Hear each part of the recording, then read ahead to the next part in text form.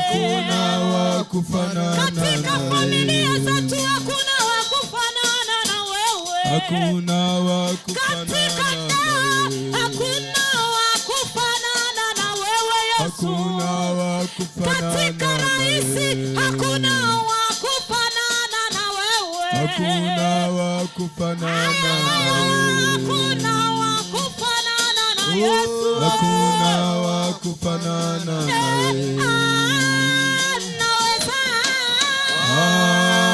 Anaweza. Bwana Yesu anaweza.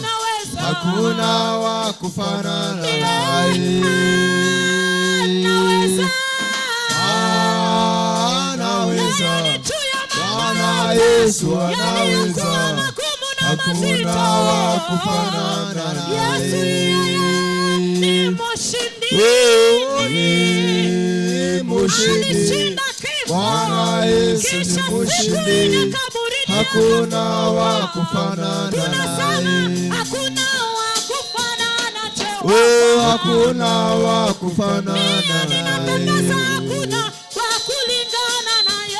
Hakuna wa kufanana naye. Hakuna wa kufanana naye. Hakuna wa kufanana naye.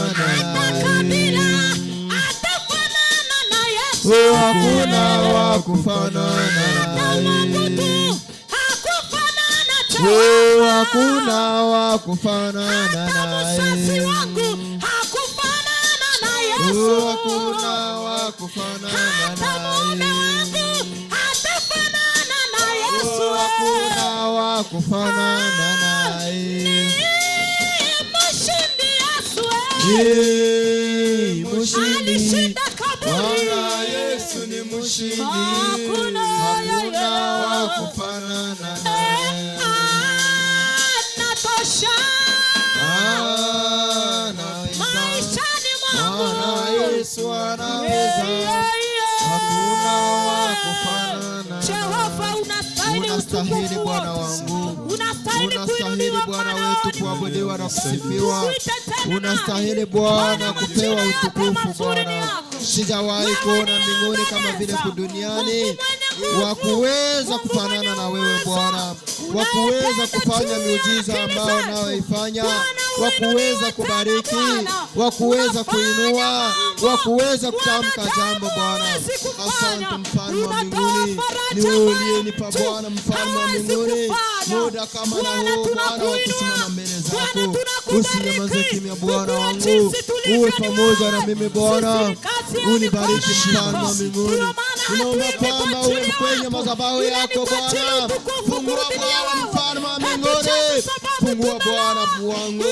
Fungua Bwana wangu. Naomba kwamba usinyamaze kimya kwa ajili yangu Bwana. Kwa ajili ya madhabahu yako. Kwa ajili ya watu wako. Kwa ajili mfalme wa mbinguni anayetukalisikia Bwana.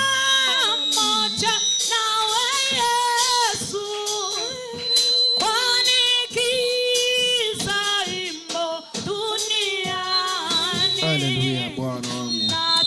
Natamani kukukaribia, kusikia neno lako Baba.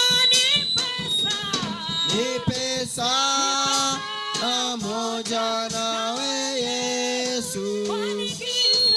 Anigiza imo duniani. Natamani kukukaribia. Kusikia neno lako. Nipe saa moja nawe Yesu. Kwani giza imo duniani. Natamani kukukaribia. Kusikia neno lake Bwana. Tunasema asante. Ni muda bora wa kuweza kusikia neno la Mungu, lakini kabla ya kuendelea tuache mtumishi wa Mungu mweze kwa kuweza kuweka neno katika mikono yake Bwana. Karibu. Baba yetu katika jina la Yesu. Tunasema asante kwa siku leo umetupatia Baba. Hakika Mungu wetu hatukujua kwamba tungeonekana, lakini Mungu wangu uliko najua yote. Kwamba ukayamba akaambia Yeremia, kabla sijakuumba Yeremia nilikujua. Na mimi kwamba ulijua hii siku ya leo, unatujua sisi zote Bwana.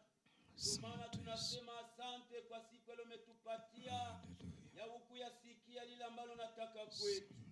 Kwa maana tunaweka neno lako kwenye mitanga mikono yako, pamoja na Baba, pamoja na mtumishi wako. Acha mtumie kama chombo chako Yesu. Na mimi kwamba hataweza peke yake, lakini najua Bwana uliambia mitume na watumia msaidizi ndiye Roho ambaye atawatia nguvu. Ndio maana tunaomba nguvu zako zishuke juu ya mtumishi wako na juu ya kanisa lote mzima. Bwana, tunahitaji nuru yako, tunahitaji uwepo yako. Isimame mahali hapa Yesu. Asante Bwana, mtumishi wako anaposimama, usimame pamoja naye. Manifeste-toi, Bwana, Seigneur Tout-Puissant.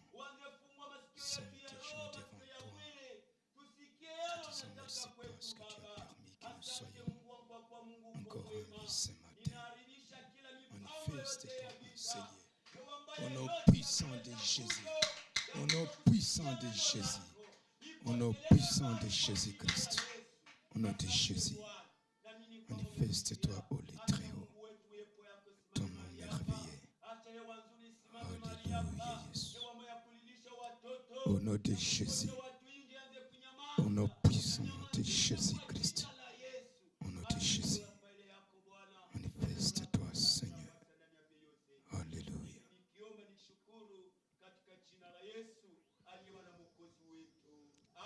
Amen. Kwa shangwe na vigelegele tukaribishe basi mhubiri wetu wa siku. Karibu, karibu. Pendo la Mungu ni kubwa, pasha habari.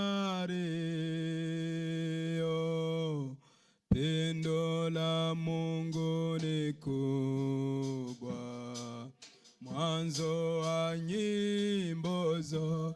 O malaika wale wachunga wakasiki, tunafurahi kojo. Pendo la Mungu niko imba, pendo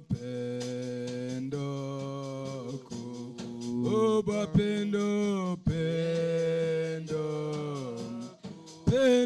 la Mungu Baba, pendo kubwa, pendo la Mungu ni kubwa. Nous vous saluons dans le nom puissant de Jésus-Christ. Tunawasalimu katika uwezo wa Bwana wetu Yesu Kristo.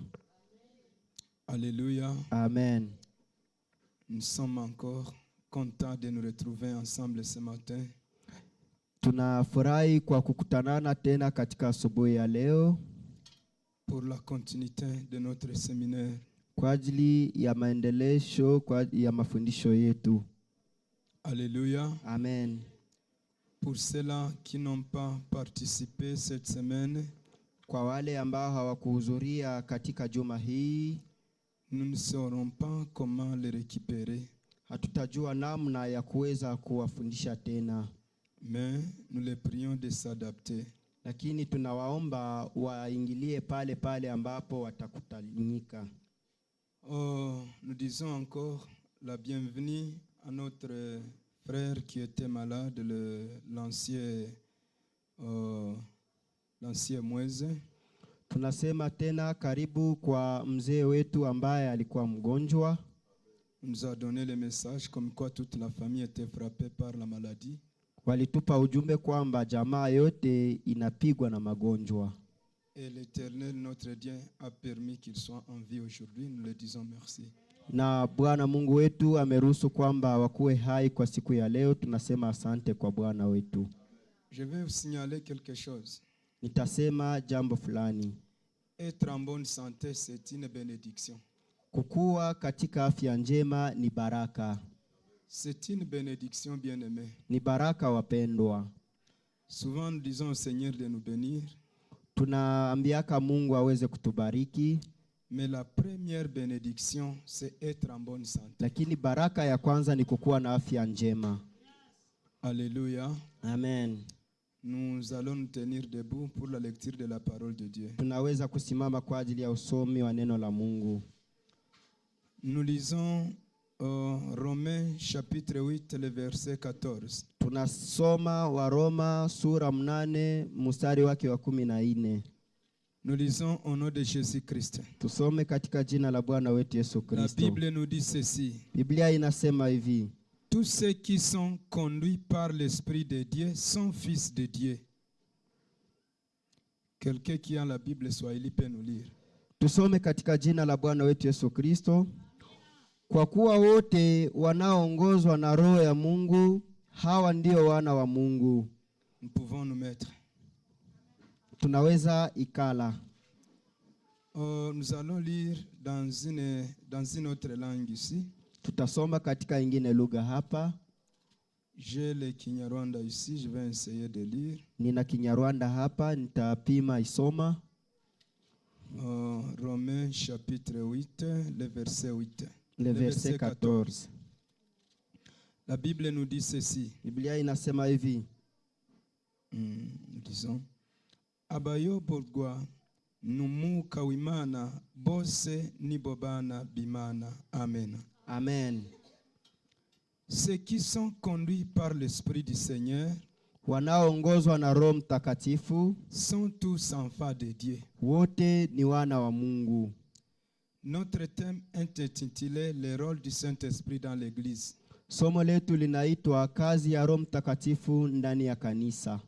Si nos instruments ont des rôles ici, kama vyombo vyetu vina kazi humu, et que vous connaissez ce rôle, na kwamba mnajua hiyo kazi, de même nous devons connaître le rôle du Saint-Esprit dans l'Église. Ni vile vile tunapaswa jua kazi ya Roho Mtakatifu ndani ya kanisa.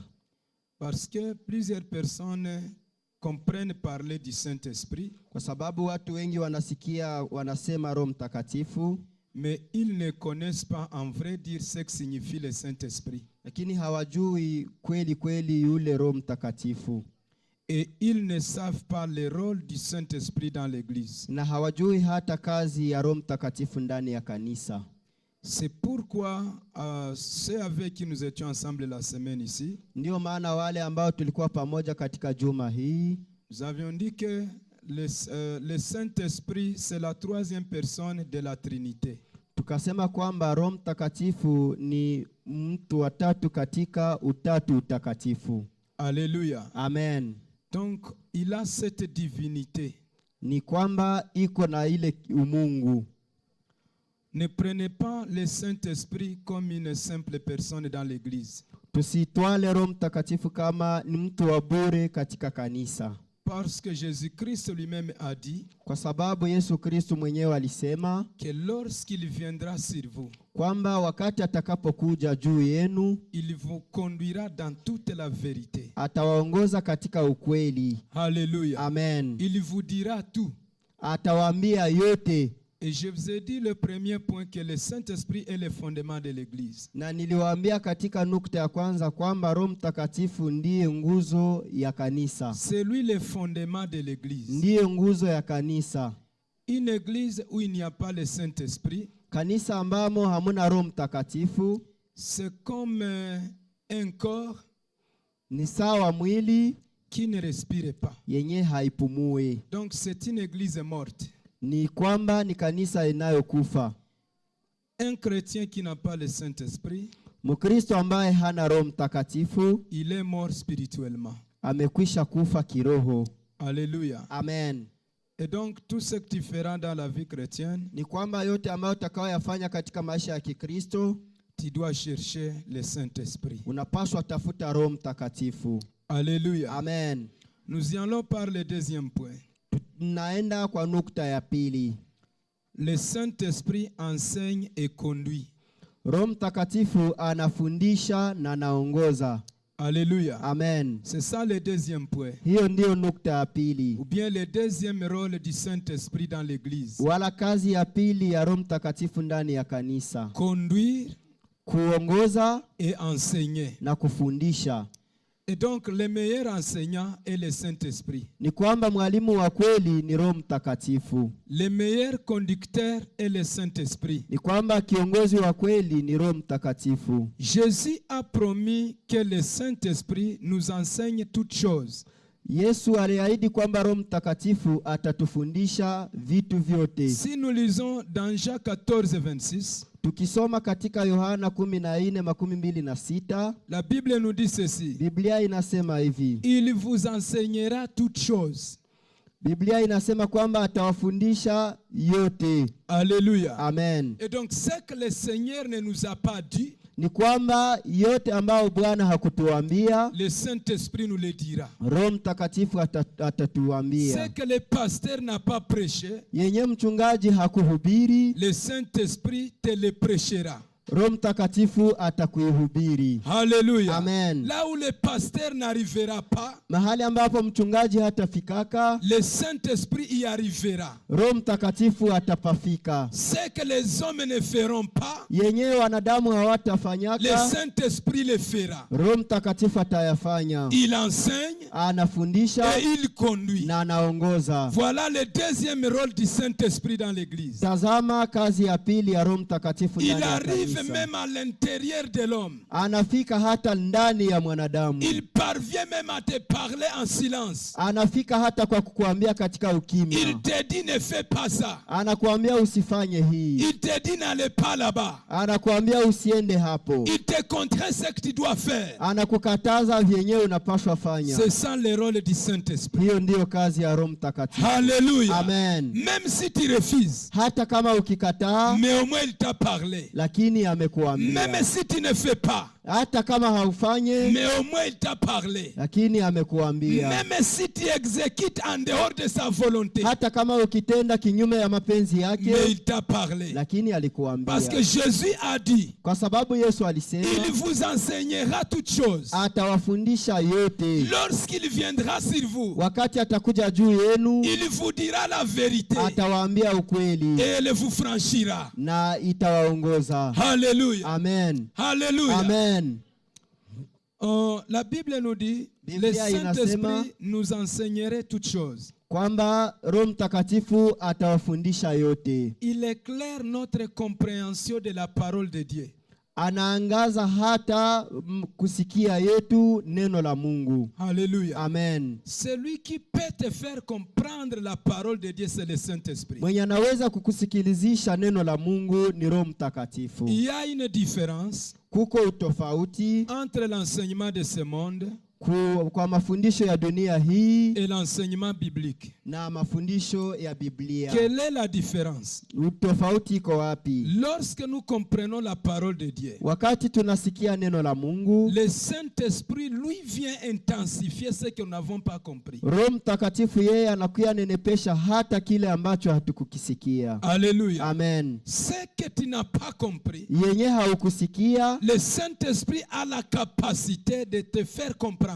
Roho Mtakatifu iko na uwezo ya kuweza kukusikilizisha hayo. Alléluia. Amen. C'est pourquoi Ndiyo maana quelqu'un qui n'a pas le Saint-Esprit mwenye hana Roho ne Mtakatifu peut pas comprendre la parole de Dieu. hawezi sikia neno la Mungu. C'est pourquoi quand Jésus prêchait, Ndio maana wakati Yesu alikuwa anahubiri, certaines personnes se demandaient, watu wamoja walikuwa mais wanajiuliza, finalement, qu'est-ce qu'il dit? sasa iko anasema nini? Il n'avait pas le Saint-Esprit Walikuwa hawana Roho Mtakatifu pour comprendre ce que Jésus disait. kwa kuweza kusikia yale ambayo Yesu alikuwa C'est akisema. pourquoi à l'église, nous avons deux catégories de gens. Ndio maana katika kanisa tuna namna ya watu mbili. Il y a ceux qui comprennent Kuna wale ambao et wanaosikia ceux qui ne comprennent pas. na wale wasiosikia. Et ceux qui comprennent Na wale wanaosikia sont ceux qui aident l'église à grandir. ni wale wanaosaidia kanisa kukomaa. Et ceux qui ne comprennent pas Na wale wasiosikia sont ceux qui aident l'église à ne pas grandir. ndio wenyewe wanasaidia kanisa kusitokomala. Mais voilà ce que je te souhaite. Lakini tazama, ninayokuomba C'est de comprendre la parole de Dieu à travers le Saint-Esprit. ni kusikia neno la Mungu kupitia Roho Mtakatifu. Alléluia. Amen. Nicodème vient la nuit vers Jésus. Nikodemo akakuja usiku kwa Yesu. Il a posé la question. Akauliza ulizo,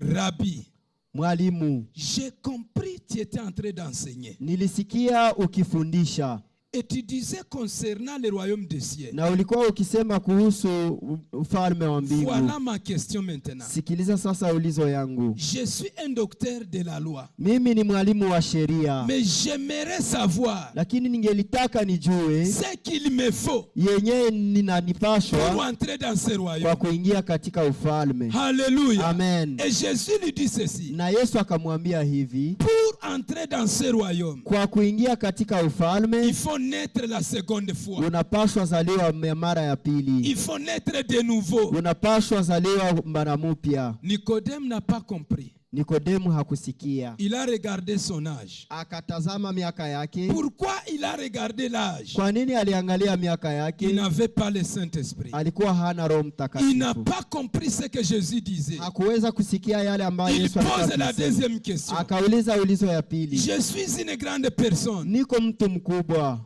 Comment se fera-t-il que j'entre encore dans le ventre de ma mère? Itawezekanaje niweze kuingia tena katika tumbo la mama yangu? Jésus ne parlait pas de la naissance charnelle, Yesu alikuwa haseme juu ya kuzaliwa kwa kimutu, mais il a parlé de la naissance spirituelle. lakini alikuwa anasema juu ya kuzaliwa ya kiroho. Voilà la différence de deux personnes.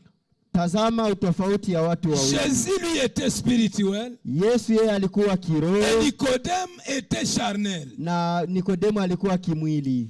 Il a fait tout pour lui faire comprendre. Alifanya yote kwa ajili ya kumsikilizisha. Qu'est-ce que ce verset nous enseigne ici? Hii verse inatufundisha Le nini? problème que nous avons à l'église, Tatizo tunayokuwa kanisani c'est d'être avec les gens qui ne comprennent pas les paroles spirituelles. ni kukua pamoja na watu wasiosikia maneno ya C'est kiroho. pourquoi quand le pasteur prêche, Ndio maana wakati mchungaji il y anahubiri, a ceux qui disent il m'a prêché parce qu'il connaît ce que j'ai fait. kuna wale wanaosema kwamba wanawahubiri kwa sababu anajua yale Et waliofanya, il y a ceux qui disent na kuna wale le wanaosema Saint-Esprit m'a localisé. Roho Mtakatifu Il y a ameniona. une différence entre ces deux personnes. Kuna tofauti kati ya wale watu wawili, Et la différence est qu'il y a quelqu'un qui a entendu pour changer. na tofauti ni kwamba kuna yule ambaye amesikia ambaye atabadilika, Et il y a quelqu'un qui a compris pour créer des problèmes. na kuna yule ambaye alisikia ili aweze kuleta Or, matatizo. la parole de Dieu vient uniquement pour changer l'homme, Na japo neno la Mungu linakuja kwa kuweza pour kubadilisha changer mwanadamu, son caractère, kwa kubadilisha tabia zake, pour changer son esprit, kwa kubadilisha hata akili pour yake, changer sa manière de faire les choses. kwa kubadilisha hata namna ya kutenda kazi C'est zake. ça le rôle du Saint-Esprit dans l'église. Hiyo ndiyo kazi ya Roho Mtakatifu katika C'est de te kanisa, faire comprendre la parole. ni kukufanya uweze kusikia neno la C'est de Mungu, te faire comprendre l'objectif de la parole de Dieu. ni kukufanya uweze kusikia malengo ya neno la Mungu. Alléluia. Amen. Le rôle du Saint-Esprit dans l'église. Kazi ya Roho Mtakatifu katika kanisa. Le rôle du Saint-Esprit dans l'église, Kazi ya Roho Mtakatifu katika kanisa, il nous rappelle aussi la vérité. anatukumbusha hata ukweli. Alléluia. Amen. La vérité. Ukweli. Il nous aide à ne pas nous écarter de la saine doctrine.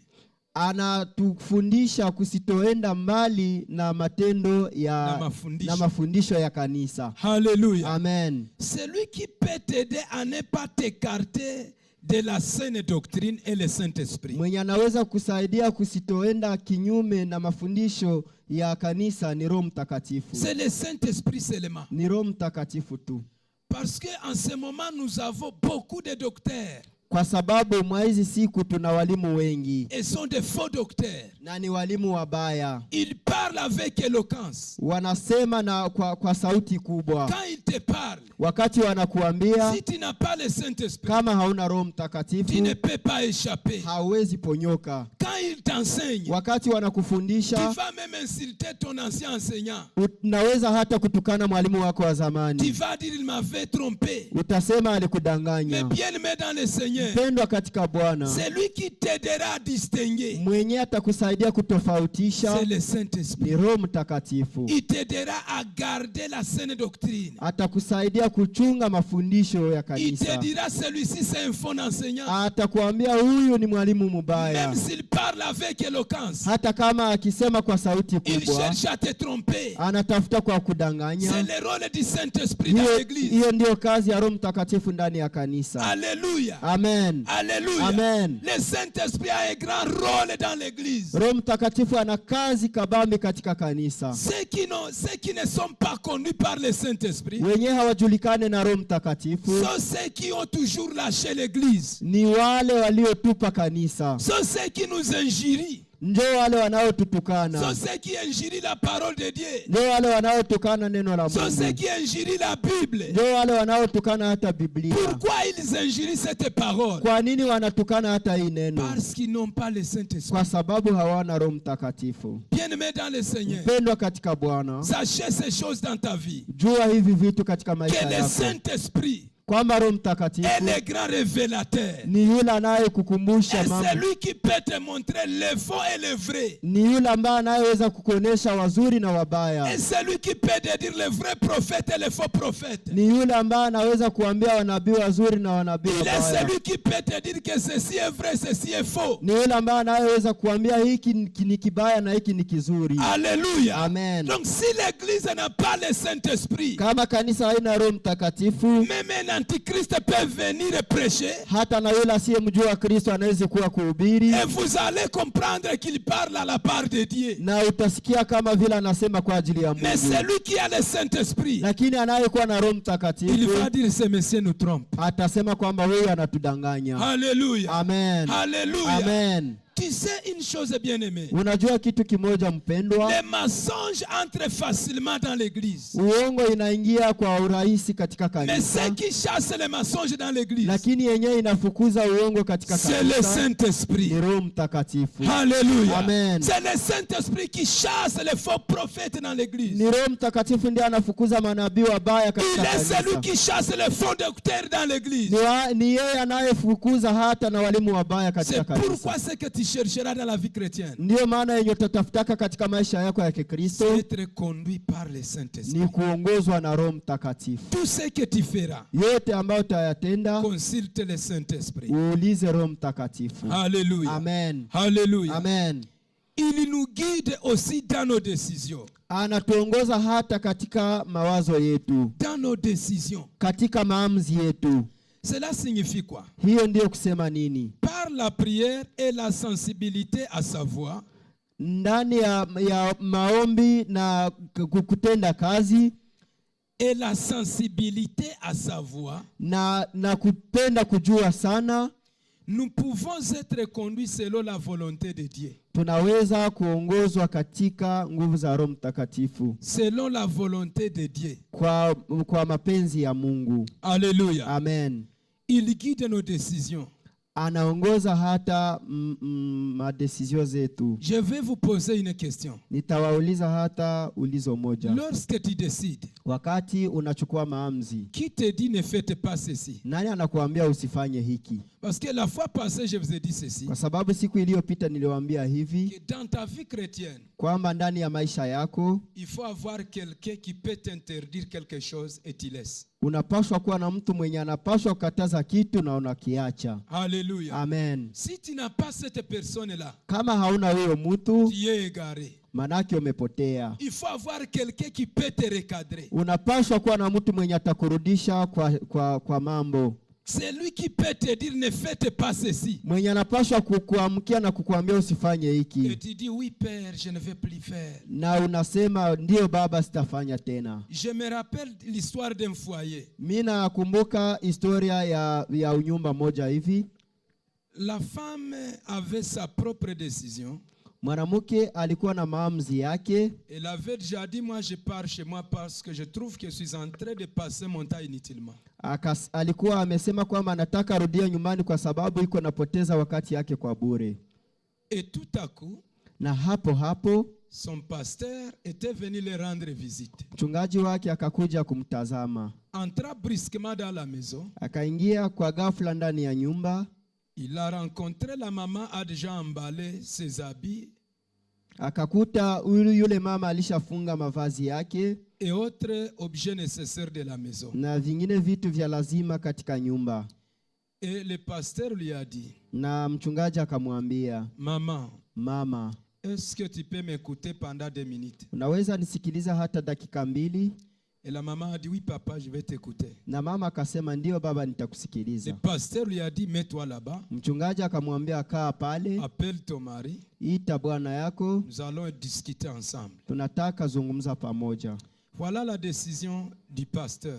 Tazama hata maamuzi ya mchungaji. Il lui a dit ceci. Akamwambia hivi. Si réellement tu connais que je suis ton pasteur. Kama ni kweli unajua kwamba mimi ni baba yako. Avant que je ne te parle. Na mbele nikuzungumzie. Faire entrer ces objets dans ta chambre. Rudisha hivi vitu vyote katika chumba chako. Et là je vais te parler. Na sasa nitakuzungumzia. La femme a dit. Mke akasema, je vais le faire papa. Nitaifanya baba. Et quand le pasteur lui parlait, na wakati mchungaji alimzungumza, il lui a dit, ma fille, akamwambia binti yangu, pourquoi tu peux causer toute une église une honte comme ça? Kwa nini unaweza patisha kanisa yote haya hivi? Pourquoi tu te décides d'abandonner ton mari? Kwa nini unachukua maamuzi ya kuacha mume wako? Mais comprenez que lors de votre mariage, lakini kumbuka kwamba wakati ya ndoa yenu, vous avez signé un vœu. Mulikuwa mumechukua maamuzi. Et vous avez dit ceci. Na mkasema hivi. Dans les pires. Katika mabaya. Et dans les meilleurs. Na katika mazuri. Vous serez ensemble. Tutakuwa pamoja. Mais aujourd'hui c'est les pires. Lakini leo ni mabaya. Tu t'engages de partir. Unasema unataka kwenda. Croyez-tu que le Seigneur va te laisser vivre? Unajua kwamba Bwana atakuacha uishi? Ma fille, je te prie de rester dans ton foyer. Binti yangu ninakuomba ubaki katika nyumba yako. J'ai aimé la décision de cette maman. Na nikapenda hata maamuzi ya huyu mama. Elle a dit ceci. Akasema hivi. Père, Baba, comme c'est toi qui parles, hivi ni wewe ambao umesema, je vais rester. Nitabaki. Parce que d'autres difficultés qui viendront, kwa sababu vingine vyote vitakuja, je viendrai te consulter. Nitakuja kukuambia. Alléluia. Amen. Elle a changé sa décision. Na akabadili mpango wake. Cela signifie quoi? Hiyo ndio kusema nini? Dans ta vie entière, katika maisha yako mazima, tu dois avoir quelqu'un qui peut t'interdire quelque chose et tu laisses. Unapaswa kuwa na mtu mwenye atakataza kitu na unakiacha. Ne dites pas je peux faire tout ce que je veux. Na usiseme kwamba unaweza kufanya yote ambayo unataka. Personne ne peut m'interdire. Hakuna mwenye anaweza nikataza. Quel est le rôle du Saint-Esprit maintenant? Kazi ya Roho Mtakatifu sasa ni nini? Si tu dis que personne ne peut briser ma décision, kama ukisema kwamba hakuna ambaye anaweza vunja maamuzi yako, pourquoi tu es chrétien? Kwa nini uko Mkristo? Pourquoi tu es ici? Kwa nini uko hapa? Être chrétien, ce n'est plus être libre. Kukuwa Mkristo sio kukuwa tena huru. Tu deviens esclave du Saint-Esprit. Unakuwa sasa mtumishi wa Yesu Kristo. Tu travailles dépendamment du Saint-Esprit. Unatumika sasa kupitia Roho Mtakatifu. Tu obéis au Saint-Esprit. Unapaswa kuheshimia Roho Mtakatifu. Tu écoutes tout ce qu'il te dit. Unapaswa sikia yote anakuambia. C'est ça la vie chrétienne. Hiyo ndio maisha ya Kikristo. Alléluia. Amen. N'allez pas à l'encontre de la voix intérieure. Usiende kinyume ya sauti inayosikika katika roho yako. Ile sauti inayosikika katika roho yako. Ule ndio Roho Mtakatifu ni nani? Alléluia. Amen. Celui qui te dit ne fais pas ça. Mwenye anakuambiaka usifanye hivyo. C'est celui-là que je te prêche. Ni yule ambaye ninayokuhubiri. Pourquoi tu es chrétien? Kwa nini wewe uko Mkristo? Et tu n'obéis pas à la saine doctrine. Na hauheshimu hata mafundisho ya kanisa. Et tu n'obéis pas le Saint-Esprit. Na hauheshimu hata Roho Mtakatifu. Pourquoi tu t'autorises de dire? Kwa nini unasubutu kusema? Que personne ne peut m'interdire de faire ce que je veux. Kwamba hakuna mtu ambaye anaweza kukataza yenye unafanya. Que Dieu nous pardonne. Bwana Que atuhurumie. Dieu nous pardonne. Bwana atuhurumie. Pourquoi tu parviens à prendre une décision Kwa nini unaweza kuchukua maamuzi où il n'y a pas le Saint-Esprit? yenye hakuna Roho Je Mtakatifu? te pose la question. Ninakuuliza ulizo. Lorsqu'un ami chrétien vient te dire, Wakati rafiki wa Mkristo anakuja kuambia, mon frère, rafiki yangu, cette décision que tu as prise, hivi vyenyewe hii maamuzi ambayo as-tu umechukua, consulté le Saint-Esprit? uliuliza Roho Mtakatifu? Comment tu te sens quand on te pose une telle Unasikia question? namna gani wakati wanakuuliza ulizo kama na Que hiyo? Dieu nous pardonne, bien-aimé. Bwana atuhurumie Que Dieu nous mpendwa. pardonne, bien-aimé. Mungu atuhurumie mpendwa. Alléluia. Amen. Ma sœur, je vais te poser une question. Dada, ninakuuliza ulizo. Pourquoi tu donnes ta vie à un jeune homme sans consulter le Saint-Esprit? Kwa nini unatoa maisha yako kwa kijana bila Et kuuliza Roho puis tu dis tu Mtakatifu? es converti. Na unasema kwamba umeokoka. Ma question est celle-ci. Ulizo yangu ni Quel hii. est le rôle de cette conversion si tu ne demandes pas le Saint-Esprit? Sasa kazi ya ile okovu na bila hauliza Roho Mtakatifu ni nini? Il n'y a pas la vie chrétienne sans consulter le Saint-Esprit. Hakuna maisha ya Kikristo bila Je kuuliza te Roho le jure, Mtakatifu. je suis sur la chair. Mimi nakuambia nikiwa katika Si kimwili tu kwamba as toujours hakuna. pris des décisions Kama umewahi kuchukua maamuzi sans consulter le Saint-Esprit, bila kuuliza Roho Mtakatifu, tu es toujours païen, bien-aimé. uko tu mpagani Je mpendwa. n'aurais pas honte de te dire ceci. Sitasikia haya kukuambia hivi Entre toi et un païen, kwamba kati yako na il n'y a mpagani pas une différence. hakuna tofauti, Parce que le païen, lui, ne consulte personne. kwa sababu wapagani wao hawaulizake mtu, Mais les chrétiens lakini Mkristo consultent le Saint-Esprit. anauliza Roho Mtakatifu. Même lorsque tu veux commencer un petit travail, Hata wakati unaanza kazi kidogo, tu dois consulter le Saint-Esprit. unapashwa uliza Roho Mtakatifu. Prends un moment de prière. Kamata wakati wa maombi, Demande-lui, umuulize Saint-Esprit, Roho Mtakatifu, est-ce que tu m'autorises de faire ce travail? unaniruhusu kufanya hii S'il te kazi? dit oui, Kama akikwambia tu ndio, lui dis aussi, unamwambia na wewe pars avec moi, wende pamoja na mimi, travaille avec moi. tumika pamoja na Je mimi, ne vais pas te laisser. sitaki Comme kukuacha. tu m'as autorisé Hivi à umeniruhusu faire ce kwa travail, kufanya hii kazi, accompagne-moi maintenant. nisindikize sasa. Qu'est-ce qu'a dit Josué?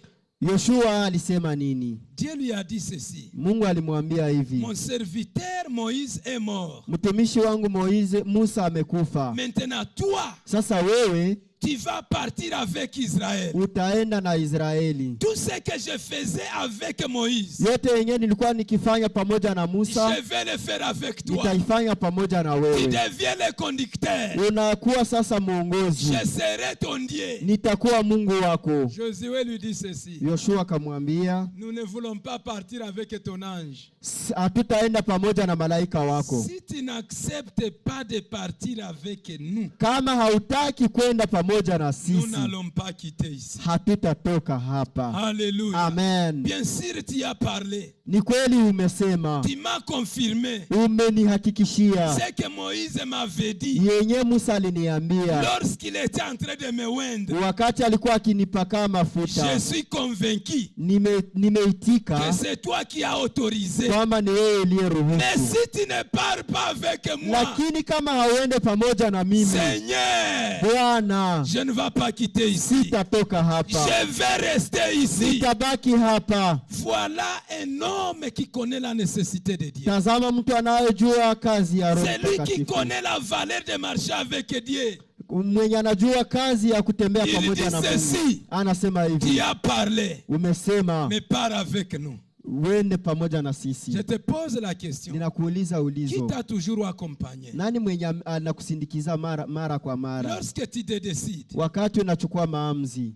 c'est sur base de quoi que tu t'es toujours décidé? Ni kupitia nini unachukua maamuzi? C'est pourquoi il y a beaucoup d'échecs dans la vie chrétienne. Ndio maana kuna wengi wanaoshindwa, Il y a beaucoup de déceptions dans la vie chrétienne. kuna wale ambao wanakuwa na deception za Il y a mingi. ceux qui sont décis dans l'église. Wengi wenyewe wako na madeception za mingi katika Et kanisa, ils disent Dieu n'existe pas dans cette na église-là. wanasema Mungu hakuwake mwa ile Et kanisa, ils disent ce pasteur n'a pas Dieu. na wanasema huyo mchungaji hana Mungu. Mon frère, Ndugu yangu, ma soeur, dada yangu, c'est à toi la faute. ni kwako kosa, Parce que la Bible nous dit Kwa sababu Biblia Dieu inatuambia est omniprésent. kwamba Mungu yuko C'est qu'il yuko est hapa partout. saa zote, Il est partout.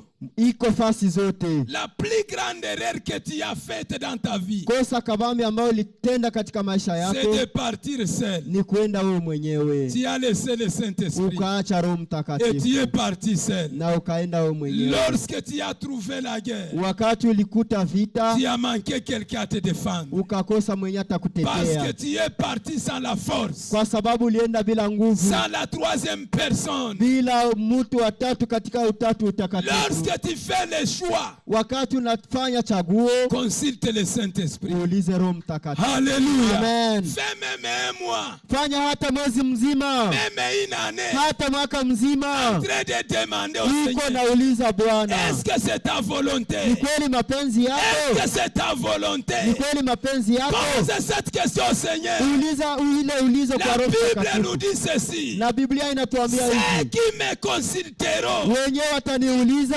avec le courage, na bidii, je les aiderai. Je nitawasaidia, serai avec eux. nitakuwa pamoja Je nao, les révélerai. nitawaambia. Alléluia. Amen. Bien-aimé dans le Seigneur, Mpendwa katika je Bwana, te dis une chose. mimi nakuambia kitu Dans ta kimoja, vie, katika maisha ne yako faut jamais marcher sans le Saint-Esprit. usitembee bila Roho Consulte Mtakatifu. le Seigneur à tout moment. Uliza Roho Mtakatifu kwa kila Demande saa, même le Seigneur. umuulize hata Bwana, Es-tu encore avec moi? uko hata pamoja Es-tu na mimi, encore avec mon uko tena pamoja ministère? na mimi, Ou bien je t'ai déjà laissé? wala nilishakuacha. S'il te dit, Kama akikwambia je suis avec toi, niko pamoja na wewe, dis-lui ceci. umwambie hivi, Montre-moi des signes. nionyeshe Si alama réellement kama tu kweli es avec moi. uko pamoja na mimi. Alléluia. Amen. Je me rappelle un jour, Mimi nakumbuka siku moja j'étais en train de prier au bureau. nilikuwa naomba katika ofisi Même ma yangu, femme ici ne connaissait pas hata mke wangu alikuwa que hajui j'étais là. na nilikuwa humo. Quel était le sujet de ma prière?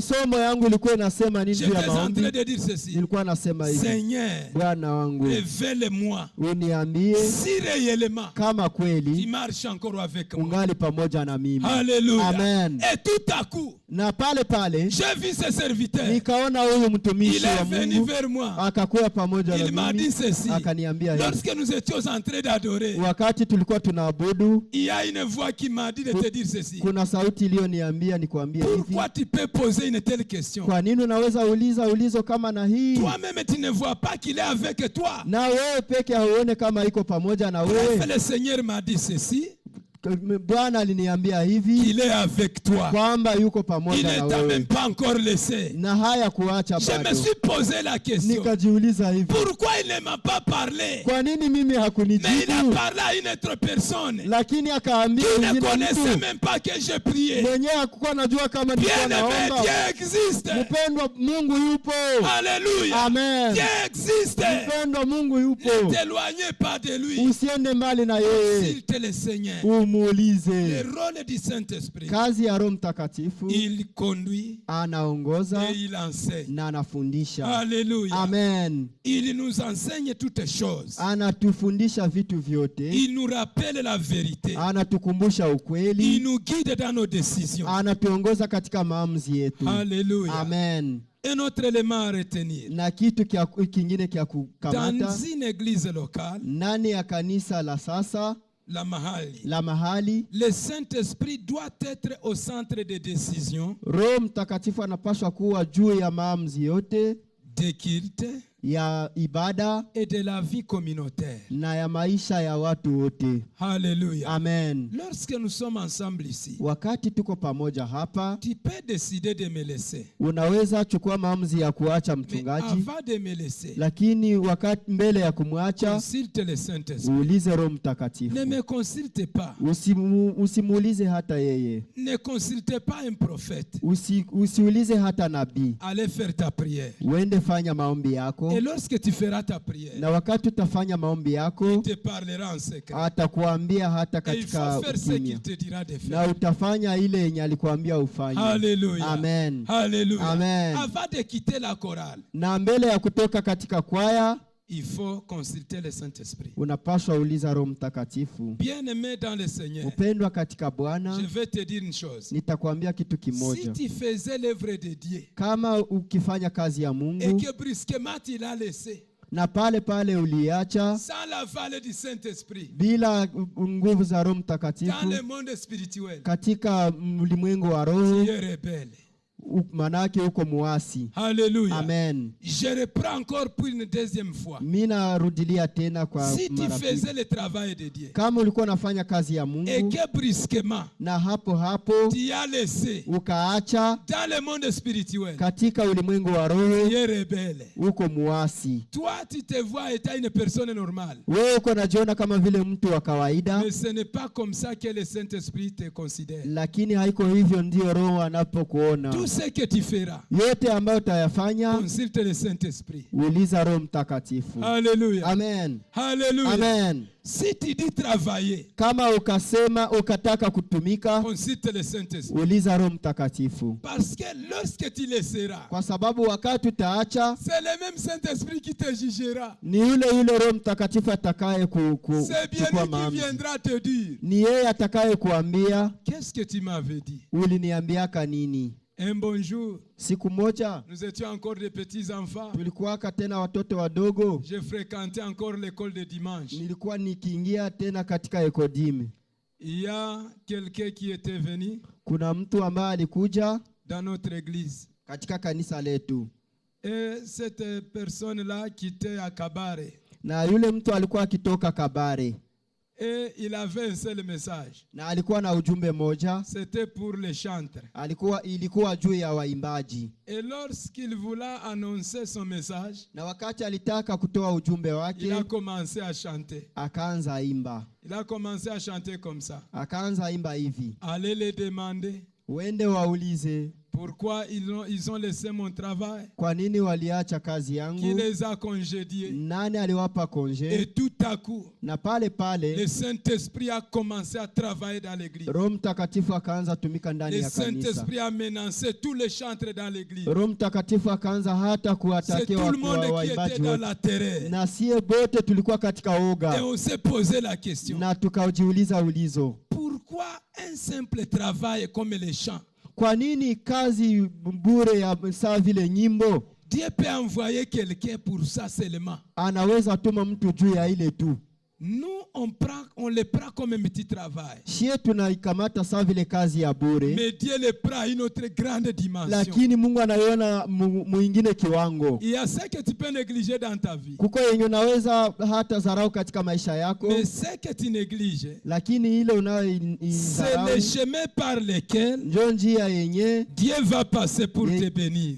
Mungu atapita juu ya kubariki. Alléluia. Amen. Il y a ce que tu peux négliger. Kuko yenye unaweza Tu zarau, dis ça aussi. unasema hii Ça n'a nayo pas d'importance. haina kazi, Tu abandonnes directement le chemin de ta bénédiction. unaacha pale pale njia ya Et baraka toute ta zako, vie, tu seras en train de pleurer. na katika maisha yako yote utabaki uko Tu na lia. seras en train de compter les années que tu as déjà fait dans l'église. Utakuwa na hesabu hata miaka uliyoifanya Tu katika dis, kanisa. Seigneur, Unasema ni pourquoi tu Mungu, m'as déjà oublié? kwa nini umenisahau? Pourquoi tu m'as déjà laissé? Kwa nini umeniacha? Et l'Éternel va te dire ceci. Na Mungu atakwambia Le hivi, chemin par lequel je devrais passer pour te bénir, njia yenyewe ningepitia ili tu nikubariki, l'as déjà abandonné. umeiacha. Alléluia. Amen. Tu l'as déjà laissé. Umeiacha. Je vais vous donner une histoire que j'ai vécue. Nitawapa historia moja yenye niliishi. Un bon jour, Siku moja un pasteur nous a dit ceci. mchungaji mmoja akatuambia hivi, Dans son église, ndani ya kanisa lake il y avait un diacre. mlikuwaka shemasi moja. Ce diacre obéissait beaucoup ce pasteur. Ule shemasi alikuwa akiheshimu sana mchungaji, Et il a été une bénédiction dans la vie de ce pasteur-là. na alikuwa baraka katika maisha ya mchungaji ule. Et ce diacre-là, le Seigneur le bénissait beaucoup. Yule shemasi Mungu alikuwa akimbariki sana. Et un bon jour, Na siku moja le pasteur va dire ceci. mchungaji akasema hivi, J'aime beaucoup ce diacre. mimi napendaka huyo shemasi, J'aime beaucoup son travail. mimi napendaka hata na kazi yake. Je vais le consacrer comme pasteur. Nitamweka kama vile pasteur wa kanisa. Le pasteur n'avait pas consulté Dieu. Mchungaji hakuambiaka Mungu, Et le diacre n'avait pas consulté Dieu. hata na diakre naye hakuambiaka hata Mungu. On a consacré notre ami. Wakamweka wakamwombea, On lui a donné l'école pastorale. wakampatia hata na Tout ce kitambulisho qui est nécessaire na dans la vie pastorale. vyote vinavyohusika katika Et maisha il ya est devenu Kristo, pasteur. na akakuwa mchungaji. Après 3 ans, Kisha miaka 3 la vie de ce diacre a changé. maisha ya ule diakre Il ikabadilika, a commencé à mener une vie difficile. akaanza ishi maisha mazito, Même le pasteur était étonné. hata na mchungaji akashangaa. Tout ce que ce diacre-là faisait pour lui, Yote yenyewe yule shemasi alikuwa akifanya juu il ne yake, le faisait plus. alikuwa haikuwa naifanya tena. Et le pasteur s'est décidé un jour Na mchungaji akakamata maamuzi siku moja, d'aller voir ce diacre. akaenda ona yule Il shemasi, lui a dit, mon ami, akamwambia, rafiki, depuis que je t'ai consacré pasteur, tangu nilipokuombea kuwa mchungaji tu ne me consultes plus. haunionake Je ne tena, trouve même plus ton 1/10. mi sionake hata tena cha 10 Je yako. suis en train de voir même ta vie a changé. Niko naona hata maisha yako Mais il y a ilishabadilika. quoi au juste? Sasa ni nini ambayo haiendeki? Le diacre lui a dit ceci. Na yule diakre Moi-même, je akamwambia, ne sais pas. na mimi sijui Tout hata, a changé. yote imebadilika. Le pasteur lui a dit, Mchungaji akamwambia, consultons l'Éternel cette semaine. twende tuulize Mungu katika juma hii, Demandons-lui ce qui ne va pas. tumuulize ni nini haiendeki. Ils ont programmé une séance de prière Wakapanga mpango wa maombi et ils ont commencé à prier. na wakaanza kuomba.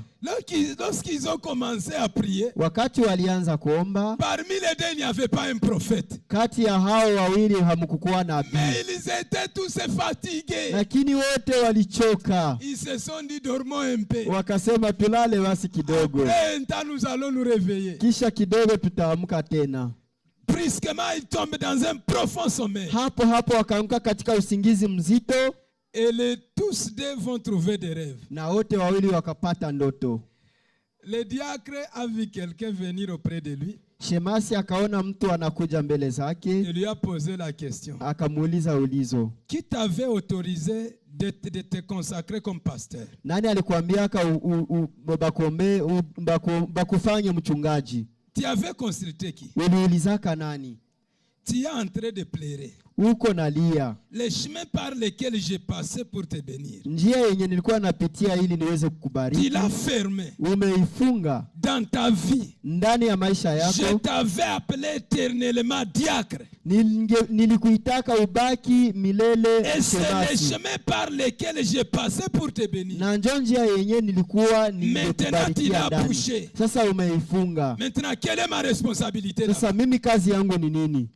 Il a laissé. Akaacha, Il est parti au pasteur. akaenda kwa mchungaji, Étant dans le même sommeil, akiwa katika usingizi. la même personne est venue. Ni ule mtu Il a akakuja, posé la question au pasteur. akauliza mchungaji, Qui ulizo, t'avait donné l'autorisation de consacrer celui-ci comme pasteur? nani alikupatiaka ruhusa ya kuombea huyu kuwa C'est toi mchungaji? qui es à la base de la détériorisation de sa vie. Ni wewe ndiye unahusika na kuanguka kwake C'est toi katika qui as maisha. détérioré sa vie. Ni wewe umeharibisha maisha yake. Il était destiné à être diacre toute sa vie. Alikuwa tu angepaswa bakia shemasi siku zote. Si tu veux qu'il soit béni, Kama ukitaka abarikiwe, qu'il rentre à la porte, arudie tena kumlango, qu'il rentre là-bas. arudie tena pale pale Prends ton kumlango. col pastoral, Kamata vile vitu Tes vyako, croisettes. vitambulisho vyako, la houlette que tu lui as donnée, vitu vyote Brasa. unapatia, vikamate qu'il rentre à la porte. na arudie Je kumlango. vais le bénir cette semaine. Nitambariki hii juma. Et après, Na kisha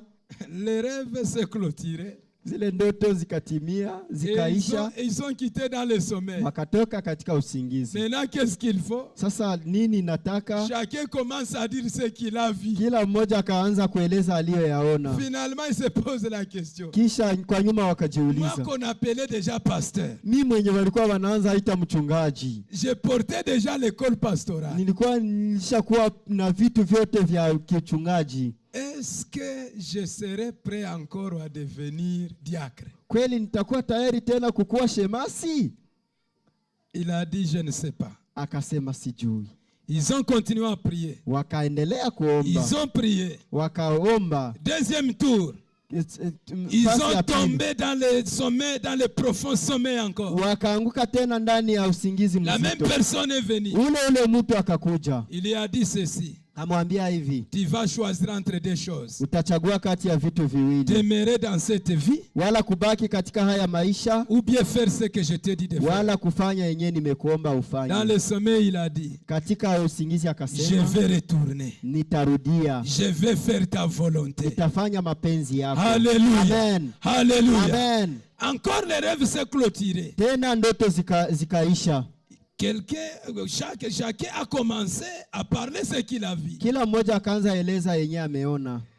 Le diacre lui a dit, Shemasi akasema, il est venu encore vers moi. amekuja tena kwangu, Il m'a dit de faire les choix. akaniambia nichague Si je vais demeurer dans cette vie, kama nitabaki katika haya ou maisha bien si je vais faire sa volonté. wala nitafanya mapenzi Et yake. voilà la réponse que je lui ai dit. Natazama sasa jibu niliyomupa. Je lui ai dit que le ridicule n'est-il pas.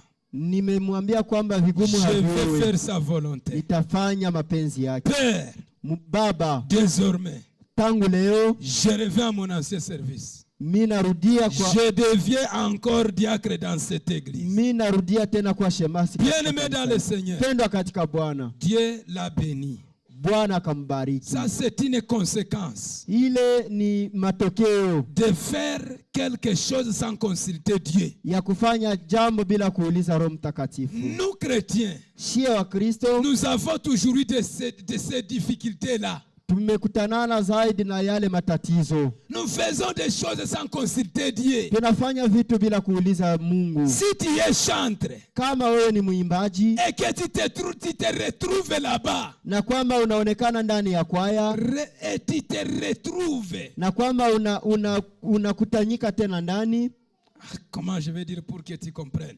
Je dis ceci, si tu es chantre kama uko mwimbaji et que dans ta vie, na ndani ya maisha yako tu fais des petites choses et tu te retrouves facilement, uko nafanya vitu na unafaidika, reste dans ce travail. ubakie katika hiyo kazi. Alléluia. Amen. Continuez à chanter. Uendelee kuimba. Si tu es diacre Kama uko shemasi et Dieu te bénit en ce service-là, na Mungu anakubariki ndani ya hiyo kazi, mon frère, dada, kaka yangu, reste avec ce ministère. bakia na hiyo Alléluia. baraka. Si tu es intercesseur Kama wewe ni muombaji et que Dieu te bénit à travers ce na travail-là, kwamba Mungu anakubariki kupitia Ne hiyo change kazi, pas. usibadilishe, reste là-bas. ubakie hapo. Dieu Mungu est un Dieu qui paye le travail. ni Mungu mwenye analipaka Et kazi il paye le travail qu'il t'avait donné. na analipaka kazi yenye Maintenant, alikupatiaka. si tu quittes dans le travail qu'il t'avait donné, Kama ukitoka katika kazi aliyokupa, tu seras payé sur base de quoi? utalipiwa kupitia nini? Le rôle du Saint-Esprit dans l'église. Kazi ya Roho Mtakatifu ndani ya kanisa. Alléluia. Amen. Avant de faire quelque chose, Mbele ya kufanya kitu fulani, consulte le Saint-Esprit. uliza Roho Mtakatifu.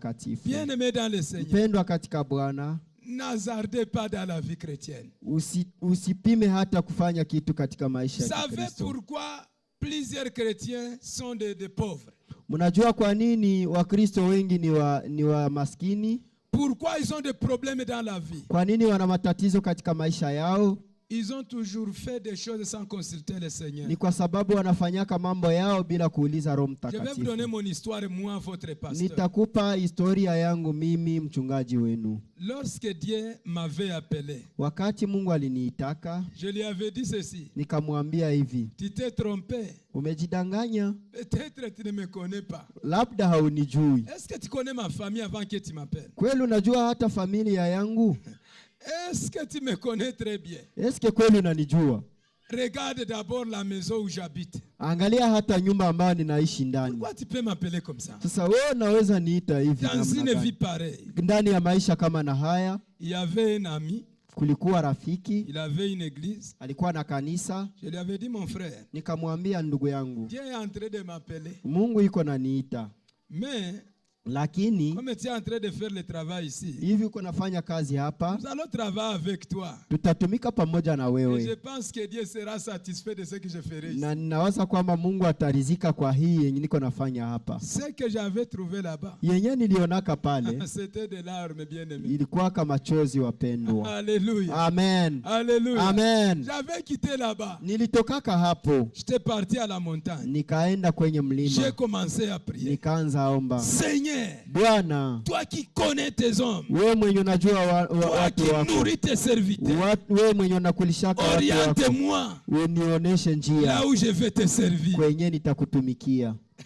Quand j'ai prié comme ça, Wakati nilikuwa naomba hivi, il y a une voix à l'intérieur qui me disait, kuna sauti iliyokuwa ikiniambia je ndani vais te parler combien de fois? kwamba nitazungumza na wewe mara Mais ngapi. je t'ai déjà parlé. Nilishakuambia, C'est à toi de faire le choix. sasa wewe kwa uchague. Bien-aimé, Mpendwa, je suis passé dans une souffrance. nilipita katika matatizo, Dans une souffrance, comprenez. nilipita katika matatizo mengi. Jusqu'à payer même le loyer de $10 m'a semblé difficile. Mpaka hata kulipa nyumba ya $10 ikanishinda. Je vivais dans une maisonnette quelque part là-bas. Nilikuwa naishi katika kanyumba kadogo Et on hapa, m'avait chassé dans cette maison. na walinifukuzaka hata katika ile nyumba Faute de manquer $10. kwa sababu ya kukosa $10. Mais qu'est-ce qui avait fermé la bénédiction? Nini yenyewe ilifungaka mlango? C'était de partir en dehors de la volonté. Ni kwa sababu niliendaka kinyume na mapenzi ya Mungu. C'était de partir en dehors de ce que Dieu m'avait dit. Nilikuwa ni kuenda kinyume ya ile yenye Mungu aliniambia. J'ai souffert. Niliteseka, Comprenez seulement. usikie tu. J'avais souffert, bien-aimé. Nilitesekaka mpendwa. J'ai trouvé même le temps de dire à ma femme, Nilikuwa napata hata wakati ya kuambia mke wangu, je lui ai dit, mon ami, nikamwambia rafiki yangu, avec cette souffrance, kupitia hii mateso, je trouve que tu peux rentrer même chez toi. mimi naona labda unaweza hata rudia Je kunyumba. vais arranger ma vie. Nitatengeneza maisha Et yangu après, je viendrai te prendre encore. na kisha nitakuja kuchukua. Ma femme est très forte ici. Mke wangu ni mzuri hapa, ni Elle me wangufu. recadrait toutefois. Alikuwa akinirudisha kwenye ufahamu. Elle m'avait dit ceci. Akaniambia hivi, Tu ne pensais pas que ceci aussi pourrait arriver un jour? au kukuwa nawazia kwamba na hii nayo ingelitufikia tu. Amen. Alléluia. Amen. Parfois, il faut avoir des femmes très fortes. Inawezekana kukuwa hata na mke wa namna ile. Lorsque je me fâchais, Wakati nilikuwa nikikasirika, elle ne faisait que sourire. alikuwa tu yeye akicheka Elle me disait, ça va changer. na akasema kwamba Faites itabadilika. seulement la volonté de Wewe Dieu. fanya tu ile yenye wako wanakuambia. Et quand l'Éternel m'appelait maintenant, il me donnait beaucoup de messages maintenant. Na wakati Bwana alikuwa akiniita, alikuwa ananipatia ujumbe nyingi. Dans une semaine, l'Éternel pourrait me parler même 20 fois. Katika juma moja Bwana alikuwa angenizungumzia hata 12. Et quand je disais toutes choses à ma femme, Na wakati nilikuwa nikizungumza yote kwa mke wangu, la seule chose qu'elle me disait, kitu moja alikuwa akiniambia, faites la volonté de Dieu. fanya mapenzi ya Mungu. Alléluia. Amen. Et moi, je lui disais ceci. Na mimi nilikuwa nikijiuliza Toi, tu ne hivi, vois pas ce que nous sommes en train de parcourir. wewe hauko naona vyenye tuko tunapitia? Un bon jour maintenant, Siku moja hivi j'avais utilisé une méthode socratique. nikatumikisha njia moja ya juu. Je lui avais posé la question. Nikamuuliza ulizo, Tu as quelle promesse de Dieu? uko na ahadi gani ya Mungu? Dans ta jeunesse, qu'est-ce que Dieu t'avait dit? Ndani ya ujana wako Mungu alikuambia nini? Vous savez pourquoi j'avais posé cette question? Mnajua juu ya nini niliuliza ile ulizo? Lorsque vous vous mariez, Wakati mnaolewa, il faut connaître votre partenaire. mnapaswa jua rafiki yako wala mume ambao mmeolewa À naye quelle promesse de Dieu? iko na ahadi gani? Qu'est-ce que Dieu lui avait dit? Mungu alimwambiaka nini? Alléluia. Amen. J'avais posé aussi cette question. Nikauliza na mimi hata ile ulizo. Ma femme m'avait dit ceci. Mke wangu akaniambia Moi, hivi, j'étais catholique. mie nilikuwaka mkatolika, Et en un certain moment, na muda fulani je me suis converti chez les protestants. nikakuwa mprotestant. Tout à coup, Pale le Saint-Esprit m'avait donné les dons spirituels. Roho Mtakatifu akanipatia kipaji. Mais je me rappelle, Lakini mimi nakumbuka on m'avait prophétisé. waliniambiaka que je serai marié kwamba nitaolewa avec un grand serviteur de Dieu. na mtumishi wa Mungu mkubwa. Alléluia. Amen. Alléluia. Je Amen. me suis retrouvé dans le filet. Nikajikuta nimeanguka katika nyavu. Et moi, il me parle, Wakati yenye ananiambia le Seigneur me parle, na Bwana ananiambia et ma femme a cette promesse. na mke wangu iko na ile Et ahadi, c'est bien elle qui me pousse. na yeye pia ndiye anaye nijogeza mbele. Je me suis dit, Nikasema hivi, nulle part où je vais partir hakuna kwenye nitaenda pour désobéir à la voix de Dieu. kwa kustotimiza mapenzi ya Je Mungu. dois le faire. Nitaifanya tu, Et si je ne le fais pas, na kama siifanye, je risque d'être un sacrifice expiatoire. mimi nataka kuwa basi sadaka ya kuteketezwa. Alléluia. Amen. Chez nous, on l'appelle interekero. Ce qu'on appelle le sacrifice expiatoire. Amen. Alléluia. Amen. Alléluia. Amen. Maintenant, Sasa j'avais dit à ma femme, nikaambia mke wangu, ok, sawa, comme tu actes qu'on peut faire la volonté de Dieu, hivi nakubali kwamba tunaweza fanya mapenzi ya dis-moi Mungu. si tu ne me laisseras pas. Niambie basi kama hautaniachaka. Elle m'avait dit, Akaniambia hivi, faites ce que Dieu t'a dit de faire et laissez les bruits. wewe fanya yenye Mungu alikuambia ufanye na uache fujo.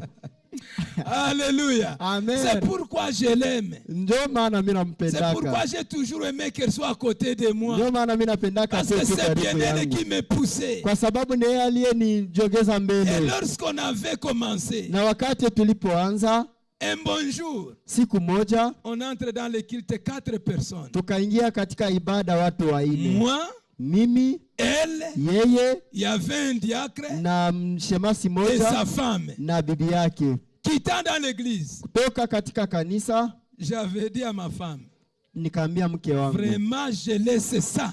kweli hakika ninaacha Je ne hivi. vais plus faire ça. Mimi sitafanya tena hivi. Lui qui me tenait au cou de travailler, Mwenyewe alikuwa ananikamatia je ndani ya me shingo. retrouve avec 4 personnes. Mimi najikuta na watu wanne. Cette fois-ci, ça je laisse. Hivi mimi nabiacha.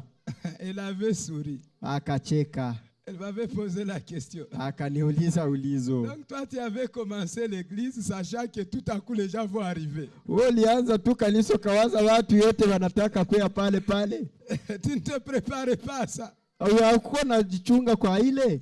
Et en dernier lieu, elle m'avait posé la question. Kisha kwa mwisho akaniuliza Et si tu ulizo. t'es retrouvé avec moi seulement, Na kama ungejikuta na mimi tu, qu'est-ce que tu devrais faire? ungefanya nini? Bien-aimé dans le Seigneur, Pendwa katika il y a Bwana, les gens qu'il faut honorer dans la vie. kuko watu ambao wanapaswa waheshimu katika maisha. Alléluia. Il y a Amen. les gens qu'il faut honorer dans la vie. Kuna watu ambao wanapaswa waheshimu katika maisha. Alléluia. Amen. Alléluia. Amen. Troisième chose, Kitu ya tatu, le Saint-Esprit équipe l'Église par des dons spirituels. Roho Mtakatifu anatoa Équipe l'Église Roho Mtakatifu par des dons spirituels. anatoa vipaji kwa kanisa lake. Alléluia. Amen. Il équipe l'Église. Anapatia kanisa Les dons spirituels. mavipaji, makarama. Je vais vous dire une chose ici. Nitawaambia kitu kimoja hapa. Chaque membre de l'Église locale, Kila mtu wa kanisa la hapa la mahali reçoit un ou plusieurs dons spirituels. anapataka Karama makarama moja wala mbili pour l'édification du corps du Christ. kwa kuweza kufanya nguvu mwili wa Kristo. Alléluia. Amen. Je vais te dire une chose ici. Nitakwambia kitu kimoja hapa. Ces dons spirituels que le Saint-Esprit donne à l'Église. Ile vipaji ambavyo Roho Mtakatifu anapatia Regardez-moi, vous qui kanisa. avez les dons spirituels, vous me regardez. Muniangalie nyinyi ambao mna vipaji vya Roho Les dons Mtakatifu. spirituels là que vous avez, Zile makarama ambazo mko nazo ce n'est pas des dons spirituels dans vos chambres. haziko makarama zenye zinapaswa tumika ndani ya vyumba vyenu. Écoutez-moi très bien. Munisikilize Ce ne vizuri. sont pas les dons spirituels qu'il faut amener partout où tu veux. Haziko makarama zenye unapaswa beba mahali popote ambako unaenda. Je ne sais pas si je me fais comprendre. Sijui kama mko C'est mnanisikia. pour la construction de Ni l'église. kwa ajili ya ujenzi wa kanisa. C'est pour la construction de l'église. Ni kwa ajili ya ujenzi wa kanisa. Lorsque le Saint-Esprit te donne les dons spirituels, wakati Roho Mtakatifu anakupatia karama, soit les dons de sagesse, wala karama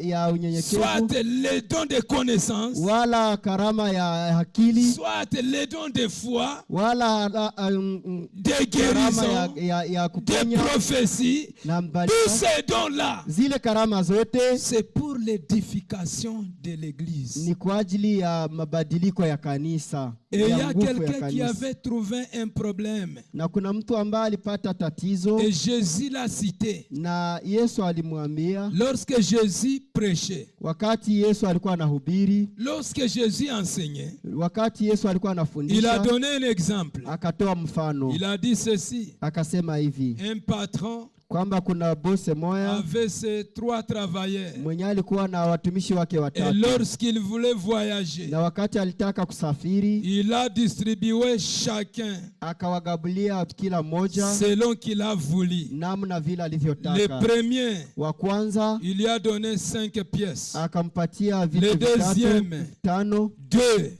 wa pili Et le premier, mbili, 1. na watatu moja. Regardons maintenant le troisième, c'est bien lui qui nous intéresse. Tazama sasa, huyu wa mwisho ndio mwenye anatuhusu. Qu'est-ce qu'il a dit? Alisema nini? Je sais que ce monsieur est problématique. Nilikuwa najua kwamba huyu mtu ni wa matatizo. Avec son 1 franc qu'il m'a donné, Juu ya hii franga yake moja alinipa, il me mettra en prison. atanitia katika Mais jela. ce que je vais faire, Lakini yenye nitafanya, je vais le lui déposer. nitaimwekea. Lorsqu'il arrivera, Wakati atakuja, je le lui donnerai. Et nitaimupatia. comme ça, je ne trouverai pas de problème avec lui. Na vile sitakuwa na probleme na yeye. C'est ça le problème des prophètes dans l'église. Hiyo ndiyo tatizo ya manabii katika kanisa. C'est ça le prophète des chantres dans l'église. Hiyo ndiyo wanabii wa waimbaji ndani ya kanisa. Et comme vous avancez ça comme motif, Na hivi mnaendelea bila hata tatizo, vous abandonnez le chemin de bénédiction. mnaacha njia ya baraka. Quand tu dis, moi je ne peux pas travailler Wakati unasema mimi siwezi pour ne tumika pas trouver de problèmes dans l'église, ili nisiweze pata matatizo pour katika ne pas kanisa, trouver les problèmes avec les chantres, ili nisiweze pata matatizo na waimbaji, automatiquement,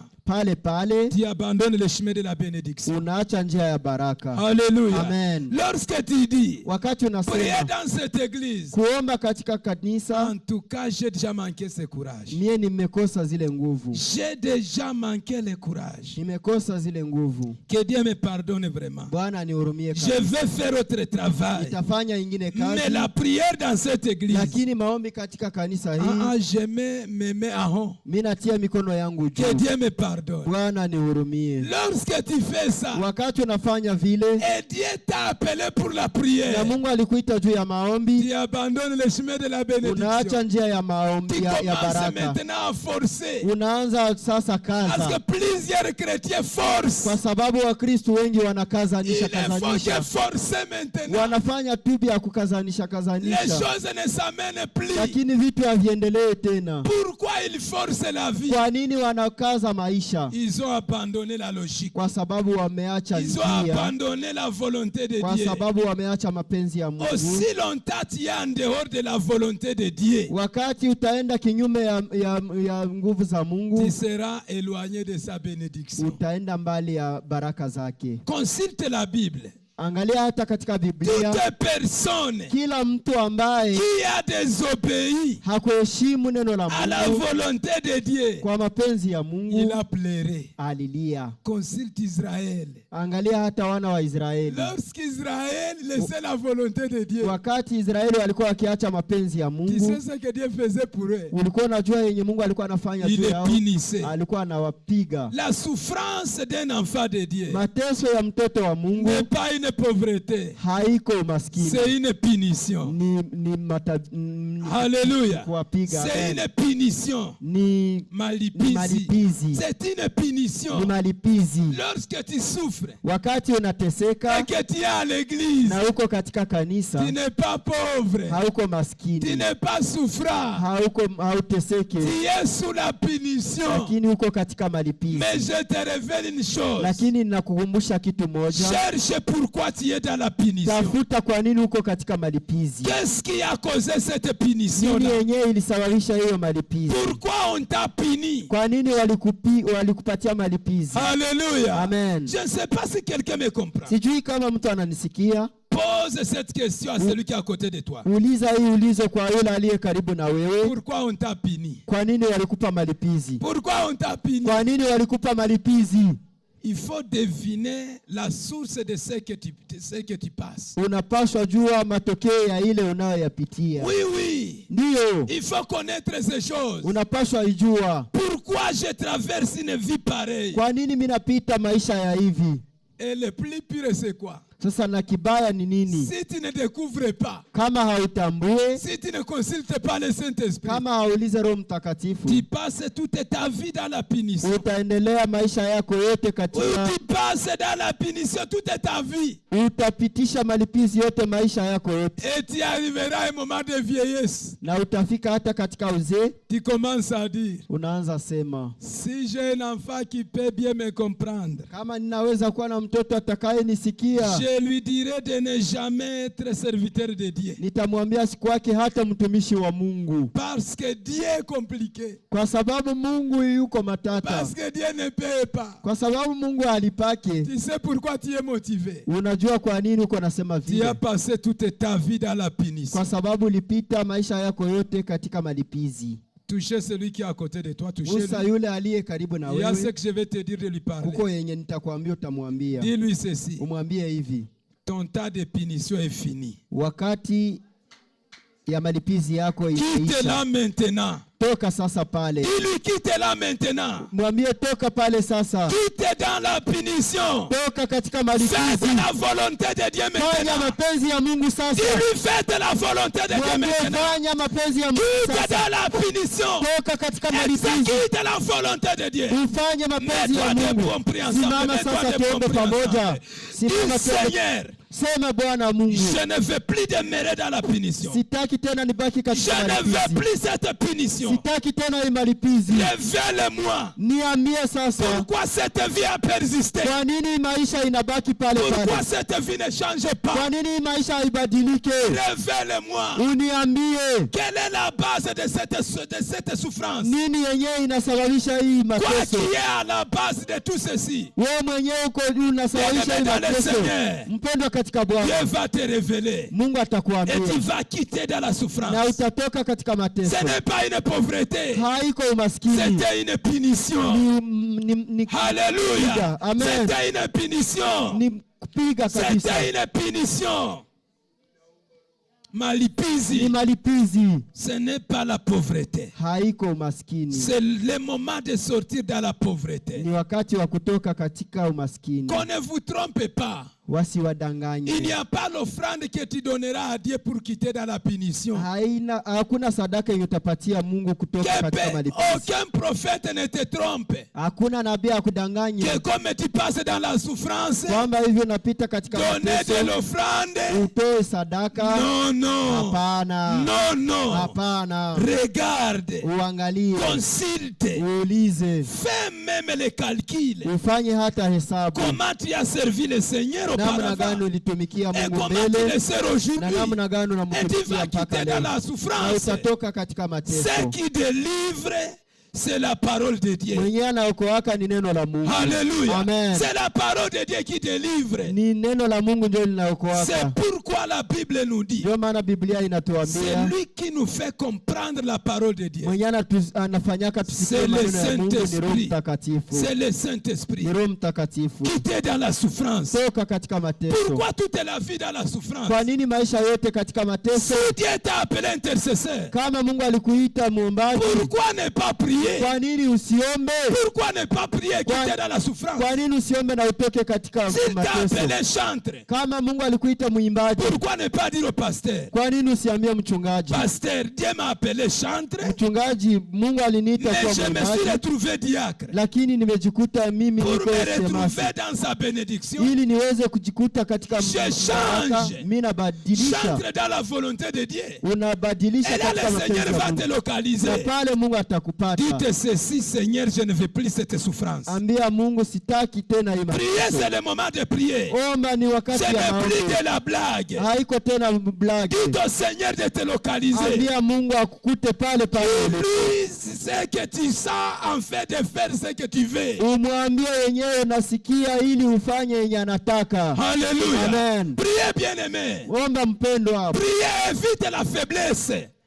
Ne soyez Mungu pas wangu, inquiet usishindwe ordinaire. na chochote. C'est le moment de Niko mbele prier. zako Bwana C'est le wangu. moment de prier. Nisikie Bwana Si wangu. tu as laissé la volonté de Dieu, Bwana wangu katika rentre dans la mateso volonté de mbalimbali Dieu. mbinguni. Le rôle du Uniondoe Saint-Esprit, Bwana katika c'est mateso. d'écouter l'Église, Uniondoe c'est katika d'enseigner mateso. l'Église, Uniondoe c'est katika de nous mateso conduire Bwana dans wangu. la vérité. Uniongoze katika ukweli. Oh, Seigneur, Uniongoze katika ukweli aide-moi, Bwana. Papa, Nitoke katika à mateso faire ta Bwana wangu. volonté. Enseigne-moi, Asante Bwana Seigneur, wangu. à faire ta Unifundishe kufanya yale volonté. mapenzi yako. Enseigne-moi, Unifundishe Seigneur, kufanya à yale mapenzi prêcher selon ta yako. volonté. Unifundishe kufanya yale Enseigne-moi, mapenzi yako. Seigneur, Nitoke faire katika ce que Bwana tu mateso veux. nayopitia. Enseigne ces Nitoke serviteurs. katika Enseigne mateso cette nayopitia Bwana servante. wangu. Enseigne cette Unitoshe fille. Bwana katika mateso À haya. faire ta Unifundishe Bwana kwa kufanya mapenzi À faire ta yako. volonté. Asante Bwana À wangu. faire ta Unifundishe kufanya mapenzi faire ta yako. volonté. Unifundishe À kufanya faire ta mapenzi yako. volonté. Unifundishe Que nous kufanya fassions mapenzi ta yako volonté. Bwana. Et Unifundishe non la kufanya mapenzi nôtre. yako Bwana. Que nous fassions Asante selon que Bwana tu wangu. veux. Et pas Usinyamaze selon kimya que kwa nous ajili yangu voulons, Bwana. Seigneur. Usinyamaze kimya Bwana wangu. Aide-nous, Seigneur. Asante Bwana wangu. Unisaidie Bwana. Unisaidie Bwana. Unisaidie Bwana wangu. Hakuna Mungu kama na wewe. Alléluia. Unaweza wote mfalme wa mbinguni. Alléluia. Amen.